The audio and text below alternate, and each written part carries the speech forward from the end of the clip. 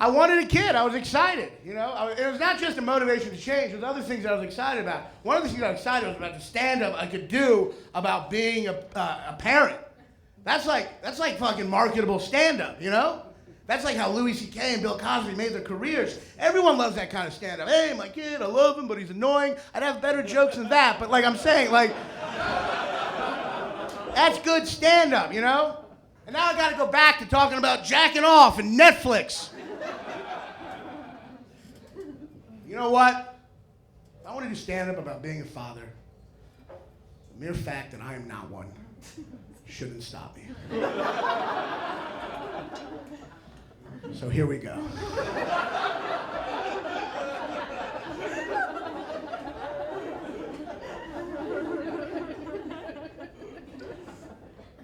Earlier this year, I became a father for the first time.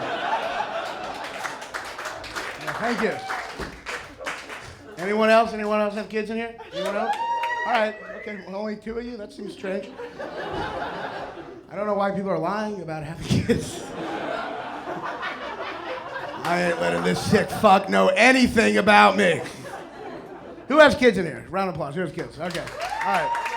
Some of you won't be able to relate to this, and neither will I. Let me go back. Let me make myself married, too. All right? I'm married. Great girl, let's call her Jenny. I'm married to her. Anyone married? Who's married in here? All right, yeah. How long have you all been married? Is this your wife? Right? Okay, sorry. All right. 18 years. Give it up for him. I've been married 10 years. 10 fucking years.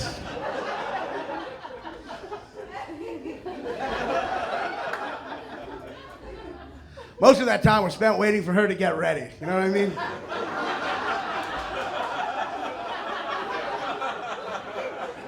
My wife, I call her the boss. I always do what she says. You always do what she says? Right? You got to. My friends call me pussy whip. Like that's an insult. Pussy is the greatest thing to ever be whipped by.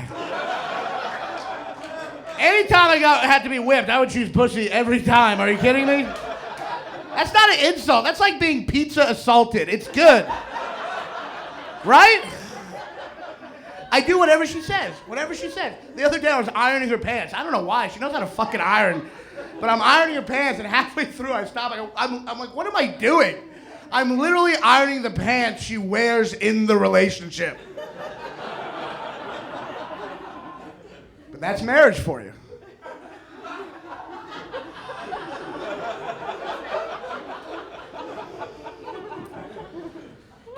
Years. So we had a kid earlier this year. His name's Ezra, and do you all have kids? How many kids do you have? One? How old is he? 18. Ugh. Wait till they're one. Wait till they're one. No idea what that means. We had the kid. Babies are so helpless when they're born. Especially compared to other animals. Most animals, the minute they're born, they're like ready to go. Like a horse leaps out of his mother's vagina and just starts running. Let's get this shit started!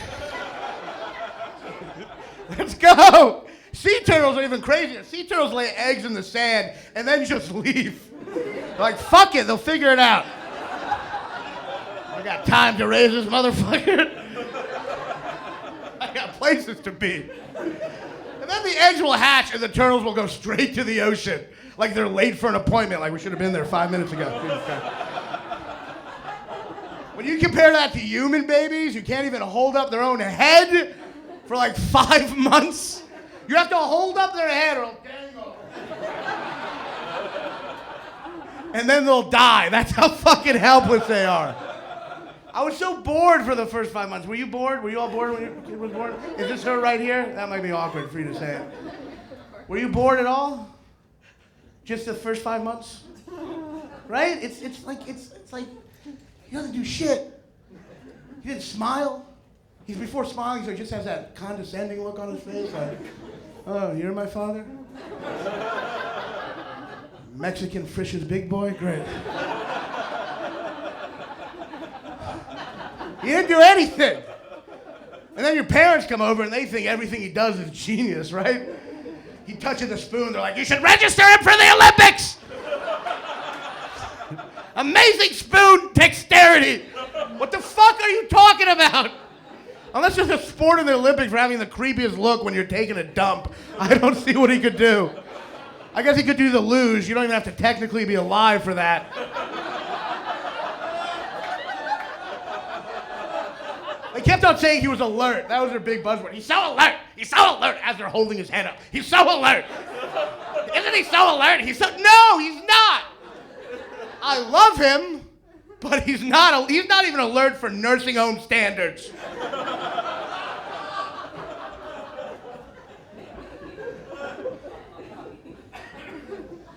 He's 8 now.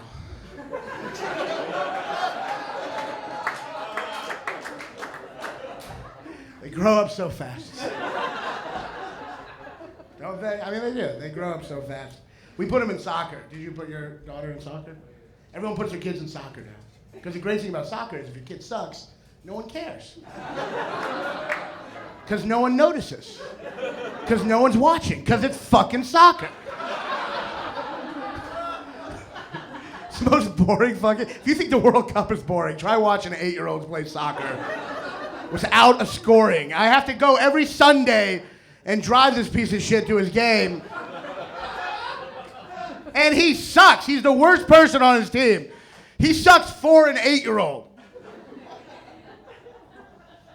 After one of the games, I'm in the car with him, and I don't know what to say after the game. Like I'm not one of those people. Like I hate parents who say like I never lie to my kid. Like any parent who says that, they're full of shit. Because here's the thing: if you never lied to your kid, you would be the worst parent ever. Your kid would ask you a simple question, you'd be like, I don't know anything. I'm faking this whole thing. We're just floating alone on a rock through space. I am not a source of comfort. This is all just fabricated. We die alone. I'm just being honest. So you don't know why Buzz Lightyear doesn't think he's a toy?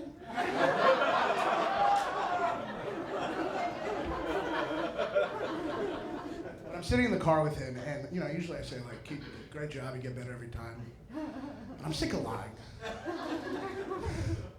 But I don't want to like hurt him too much. So I'm like, I'm just kind of. Don't judge me if you're not a parent, but like, right? I'm like, do you like playing soccer? And he's like, yeah. I'm like, good. And he's like, why? Do you think I should quit? I'm like, no. Do you want to quit? And then he's like, you told me to never quit anything. And I want to be like, yeah, but when I said that, I yet to see you play soccer.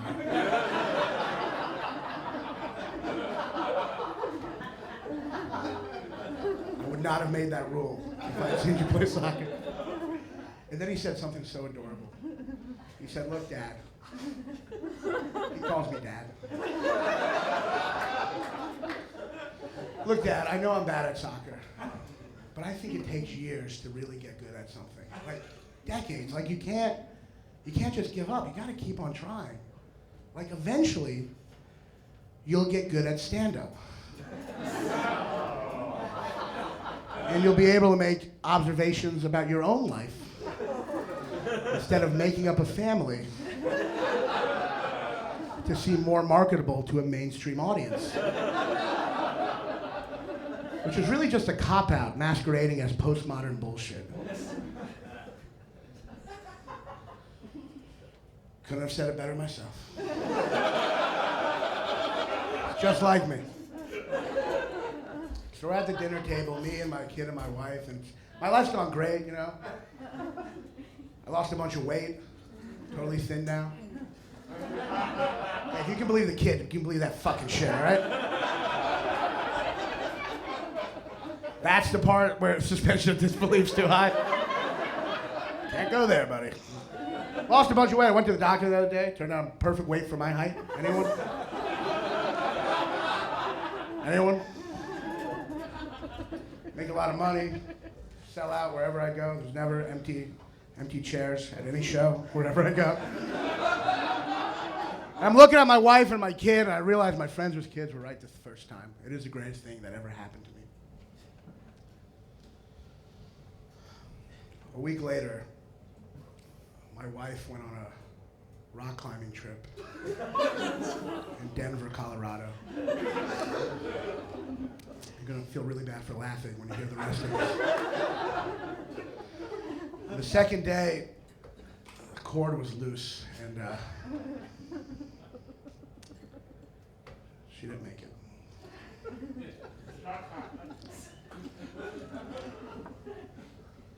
I remember I was at the funeral. I was in the stall, just bawling my eyes out. And I overheard two people in the bathroom, and one of them said, "How did she die?" And the other one said, "From rock climbing." And then the first person said, "Well, at least she died doing something she loved." And I had to use all my energy not to burst out of that stall and be like, "Really? It's calling me crazy, but I don't think she loved falling off a fucking mountain. I don't think that was one of her joys in life. I don't think plummeting to her death was one of her favorite pastimes. I don't think crashing her head on the rock was on her bucket list, motherfucker."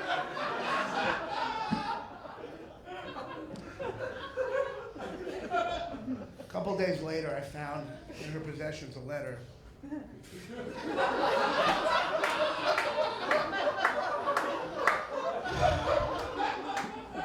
"Dear Ranan, love of my life. If you are reading this, it means I've left the world far too soon. I've enjoyed all the time we spent together, and I want you to know that I harbor no resentment if you remarry, even if you have other children. Life is about moving forward. My one request, my only request, please do not mention my death on stage."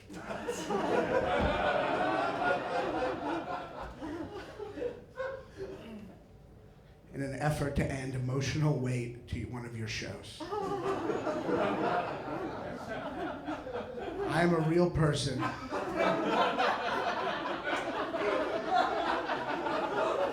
Not some character you can exploit for tragic or comedic impulses.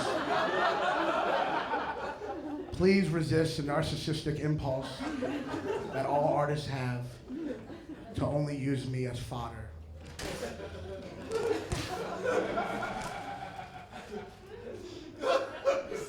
You're dead. You can't tell me what to do anymore.